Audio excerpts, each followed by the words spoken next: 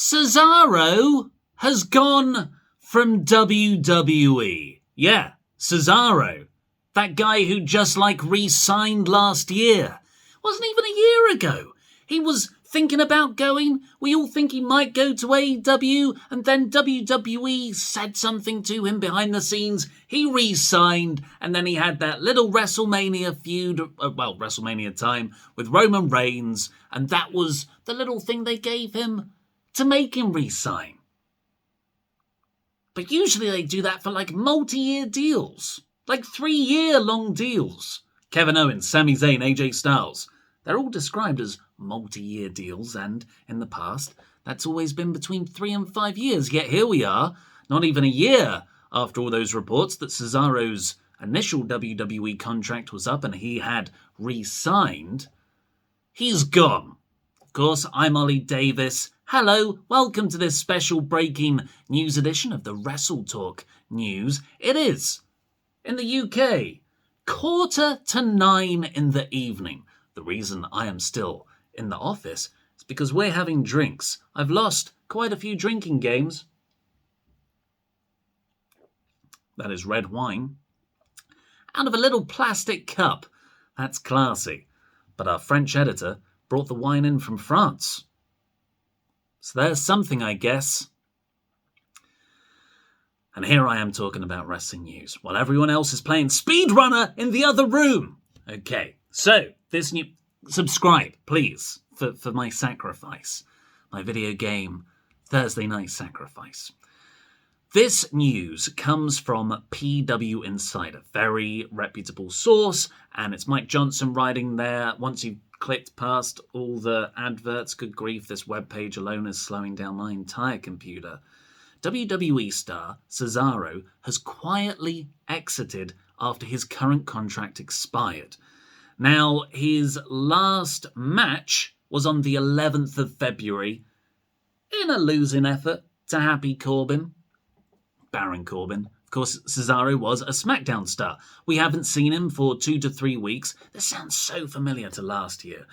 We are told the two sides had been in negotiations but had not come to terms on a new agreement.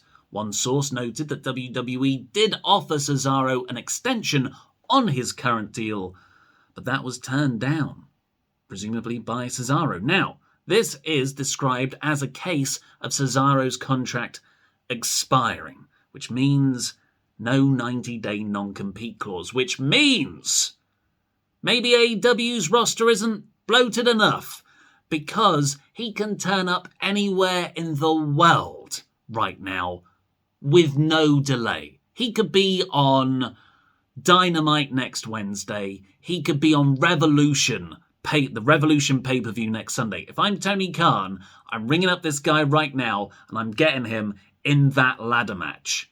Although, do you want to beat Cesaro in his debut? Probably not. Scrap that idea. Keith Lee should win the title. Cesaro should come out at the end of the Danielson-Moxley match and say, hey, you need an extra trainer? I don't know. I'm fantasy booking on the fly, you know. So yeah, Cesaro is free to go anywhere. Cesaro has been with WWE since 2011. That's over a decade ago. That's ridiculous. I remember watching him with Chris Hero in Ring of Honor as the Kings of Wrestling. He was, of course, called Claudio Castagnoli there, but he went into FCW. I think he was called up before NXT properly became a thing. I'm getting my timelines muddled, but of course he was Antonio Cesaro originally. He has had a WWE career full of accomplishments, but maybe not to the level a lot of us thought those accomplishments could be. So PW Insider does list his big moments. Won the first ever Andrade the Memorial. Might be the wine talking. Andre the Giant Memorial Battle Royal at WrestleMania 30. After that, he became a Paul Heyman guy. Remember that? Not all Paul Heyman guys are successful. Cesaro, Curtis Axel, Ryback. Maybe only Punk, Roman, and Lesnar are successful Paul Heyman guys. That's a 5-0 batting average. That's actually not that great. Plenty of Intercontinental title, United States title runs. Actually, did he win the Intercontinental title? And of course, plenty of tag team title runs with Sheamus. Oh, apparently Shinsuke Nakamura and Tyson Kidd, of course. He beat Seth Rollins at WrestleMania 37 last year, which was the start of that mini Cesaro push. He faced Roman Reigns at the pay-per-view the month after, but he was really only the villain of the pay-per-view for Roman, a villain of the week, if you will, as probably a way to get him to resign. And I've got Cesaro's cage match listing up here. Of course, cage match, really valuable resource of just wrestling results and records to see when his last matches/wins were. Now, of course, his last appearance for WWE was a loss to Happy Corbin 2-ish weeks ago on the 11th of February. And then loss in a tag match, loss in a tag match, lost in a fatal 4-way. A bunch of live event wins and losses, but they're house shows.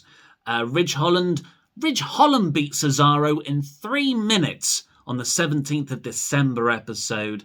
Lost at Intercontinental title gauntlet, of course, to Sami Zayn. Sheamus beat him in 3 minutes 50 seconds on the 3rd of December. The last win for Cesaro in WWE, we have to go back to the 26th of November, so following Survivor Series, where he beat Ridge Holland in 2 minutes 45. A guy that would beat him just under a month later in 3 minutes. And then before then, just a lot of nothing. A lot of losses. A lot of house show victories. Had a run in the UK tour last November against Walter. That Gunther, as he's now known. Apparently that was very well received. Before then, before September, I'd say, he'd get a win over Seth Rollins here, win over Chad Gable in a couple of tag matches. Yeah. And Seth Rollins beat him at Hell in a Cell 2021 in June, which was and will go down as Cesaro's last pay-per-view match in WWE.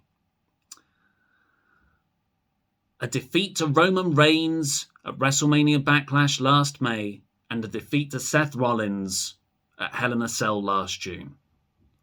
And after then, he just faded into the mid-card and a bunch of losses. That can be what happens if you sign with WWE. I've got no sympathy for anyone who signs with WWE and expects anything different. Good luck to you, Cody. Maybe you're the one where they turn it around. But Cesaro, to his credit, probably maybe only agreed to a 1-year deal there, with a year option if he chose to extend it. Sean Ross Sapp of Fightful Select can confirm PW Insider's report that Cesaro has left WWE. So, wow. Claudio Castagnoli, back on the Indies. Chris Hero, he's a free agent right now as well. Give AEW another tag team.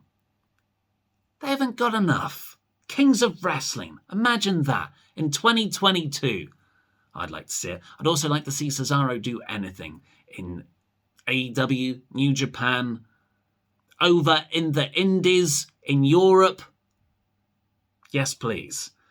What's your thoughts on Cesaro? Let's have some favourite wrestling, WWE career memories down below. For me, it's always when he missed the turnbuckle bump. It was the Bar versus Seth Rollins and Dean Ambrose, as he was then, at SummerSlam.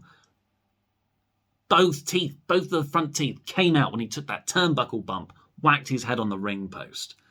And then he was just like, Urgh! Or was that the one where he caught the basketball and he ripped it in two? Those two things have merged themselves in my memory. Well, we'll have plenty more of this tomorrow, I'm sure, when more reports come out. So do subscribe to WrestleTalk. Go and subscribe to the WrestleTalk podcast as well, because we'll be talking about this over there tomorrow as well. But for now, I've been Ollie Davis.